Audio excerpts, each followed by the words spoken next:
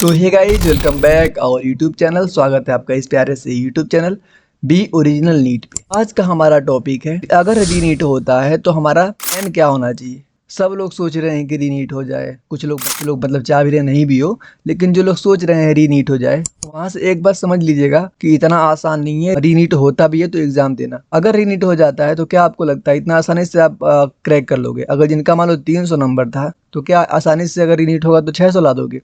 भाई ऐसा नहीं हो सकता। अगर हो भी सकता है ना तो उसके लिए एक बेटर प्लान बनाना पड़ेगा। अगर आप इस वीडियो को ध्यान से देखते हैं, इस वाली स्ट्रेटजी को आप फॉलो करते हैं, और ऐसा नहीं बोल रहा हूँ कि सब फॉलो ही कर लोगे, जो करना मतलब जिनको लगेगा कि हाँ सही बता रहा है तब आप कर सकते हैं। नहीं, जिनको लग रहा है कि टाइम पास कर रहे हैं तो फिर आराम से आप जा सकते हैं। आज हम जो स्ट्रेटजी बताने वाले हैं सबको ध्यान में रख के, जिनका 300 आया था, जिनका 400 आया था, जिनका 500 आया था, जिनको 600 आया था, सब मिला जुला के मेरे कहने का मतलब ये है ना, कितना भी नंबर आया होगा आपका, अगर इस स्ट्रेटजी के हिसाब से आप प्रिपरेशन नहीं करोगे तो अगर आप इस बार मेहनत करके 630 नंबर ला भी दिए हैं ना, तो अब यहाँ से उतना नंबर नहीं आ पाएगा अगर रीनीट होगा तो।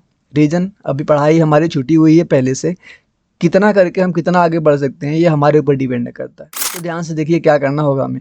अगर आप चाहो कि पूरे 2 साल का सिलेबस क्लास 11th और 12th को एक महीने में कर लो तो ऐसा पॉसिबल है क्या? बिल्कुल नहीं है। लेकिन अगर कोई ऐसा सोच रहा है कि अगर रीनीट होगा और हमारा 11 और 12 मतलब हमने सही से नहीं प्रिपरेशन करा है तो उसका नहीं होने वाला है।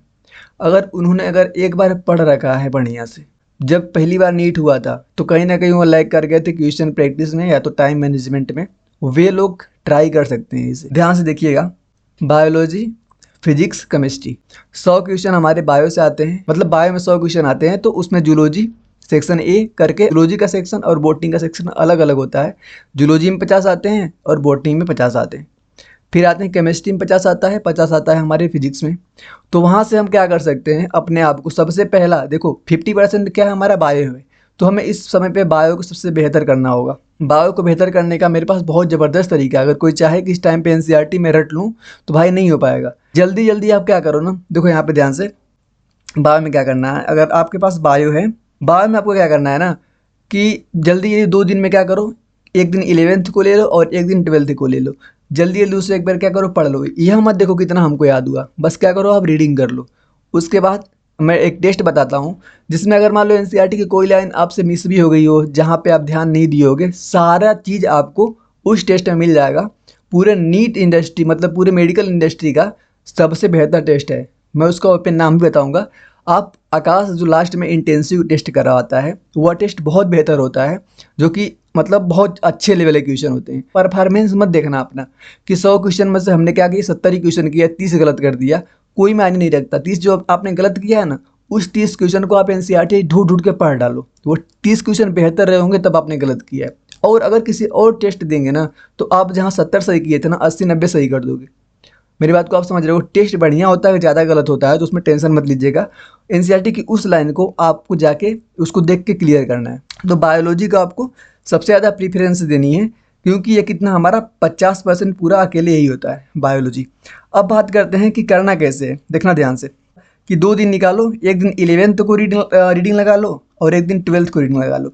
2 दिन हमारा इसमें गया, फिर जितना दिन बच रहा है उसमें हमें क्या करना है, उसमें बस हमें टेस्ट देना है। टेस्ट कौन सा देना है? इंटेंसिव, ठीक है ना। टेस्ट देना हमको इंटेंसिव, जो कि आकाश करवाता है। माइंड में क्वेश्चन आएगा, कहाँ मिलेगा? मेरे टेलीग्राम चैनल को आप ज्वाइन कर लो, मैंने पूरे अच्छे ढंग से उसको अरेंज कर रखा है। Intensive first, second, third, fourth, पूरे अच्छे ढंग से उसको वहाँ पर हमने अरेंज कर रखा है। आप उसको ज्वाइन कर लो, विथ आंसर की मैं आपको दे दूंगा। टेस्ट आप देना, टेस्ट में अगर आप बढ़िया करते हो तो ठीक है, नहीं तो अगर कोई क्वेश्चन आपको से रह जाता है ना तो मैं टेस्ट का एनालिसिस करवाऊंगा अपने चैनल पे, ठीक है ना। हर क्वेश्चन को एनसीईआरटी को साइड में दिखा के कि एनसीईआरटी में किस लाइन से कौन सा क्वेश्चन पूछा गया है, आपको दिखा के मैं बताऊंगा।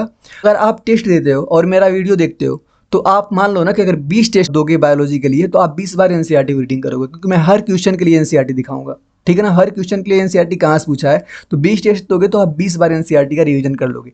तो आपको क्या करना है, बस पहली बार तो क्या करना है, अपने आप को फ्लो में लाने के लिए, अभी छुट्टी है ना पढ़ाई, भी अपने आप को फ्लो में लाने के लिए 2 दिन एनसीईआरटी में पढ़ने के लिए बोल रहा हूँ। देखो मैं अभी नहीं बोलता, इसलिए बोला कि थोड़ा सा फ्लो में आ जाओ। उसके बाद टेस्ट दोगे, मेरा एनालिसिस देखोगे, वहाँ से क्या होगा, बातें क्लियर होती चली जाएंगी। टेस्ट कहाँ मिलेगा मैंने बता दिया, टेस्ट मिला मेरे टेलीग्राम चैनल पे, लिंक मैं कमेंट बॉक्स में पिन कर दूंगा, वहाँ पे आप ज्वाइन कर लेना, ठीक है ना। वहाँ पे और सारे आपको जैसे मान लो और अपने बारे में कुछ पर्सनल चाहिए कि मतलब भाई मुझे थोड़ा सा ये बता दो, जो भी आपका पर्सनल क्वेश्चन हो आप वहाँ पे मुझे डीएम भी कर सकते हो, मैंने अपना कॉन्टैक्ट नंबर भी सबको वहाँ पे दे रखा है। और अगर आप चाहें ना तो जो टेस्ट हम देंगे तो उस टेस्ट को आप अगर मान लो, अगर ऐसा भी तो पॉसिबिलिटी है कि हम टेस्ट को आप दो तो आपकी टाइम मैनेजमेंट बेहतर होनी चाहिए, तो आप स्टॉप वॉच लगा लो, टाइमर लगा लो, उस हिसाब से अपना टेस्ट दो। टेस्ट जब हो जाए आपका, फिर मिला लो कितना आपने गलत किया, फिर मेरा एनालिसिस देख लो, मतलब वहाँ से आपको आंसर का आइडिया हो जाएगा। ये तो बात कर लिया हमने किसके बारे में, बायोलॉजी के बारे में। अगर वहीं पे अगर हमें बात करना पड़ गया किसके बारे में, केमिस्ट्री और फिजिक्स के बारे में, तो मैं फिजिक्स को बोलूँगा ना। अगर आपने शॉर्ट नोट्स बना रखा है तो अभी क्या करना है, अपने शॉर्ट नोट्स को पढ़ना है और क्वेश्चन सॉल्व करनी। क्वेश्चन कहाँ करने, चाहो तो आप इंटेंसिव कर लो, चाहे एलन का किसी भी टेस्ट को आप फॉलो कर सकते हो, उसका भी पीडीएफ हमारे चैनल पे मिल जाएगा, ठीक है ना। केमिस्ट्री के लिए सेम वही कर सकते हो। शॉर्ट नोट्स अगर बना हुआ है, इस टाइम पे नोट्स नहीं पढ़ना है, नोट्स सोचोगे अगर पढ़ना तो नहीं हो पाएगा। नहीं बना हुआ शॉर्ट नोट्स तो मैं अपना, मेरा शॉर्ट नोट्स बना हुआ है तो मैं अपना, अगर आप कमेंट कर देना यहाँ पे या तो मुझे बताना टेलीग्राम पे, वहाँ पे मैं आपको प्रोवाइड कर दूंगा अपना शॉर्ट नोट्स, उससे भी कर लेना। अगर मेरे शॉर्ट नोट्स में आपको लगता है कोई बात समझ नहीं आ रही तो आप मेरे से डायरेक्टली पूछ भी सकते हैं, ठीक है ना। और मुझे इतना ही बताना था, और अगर आप कुछ जानना चाहते हैं तो कमेंट में पूछ सकते हैं या तो आप मुझे डीएम कर सकते हैं। धन्यवाद।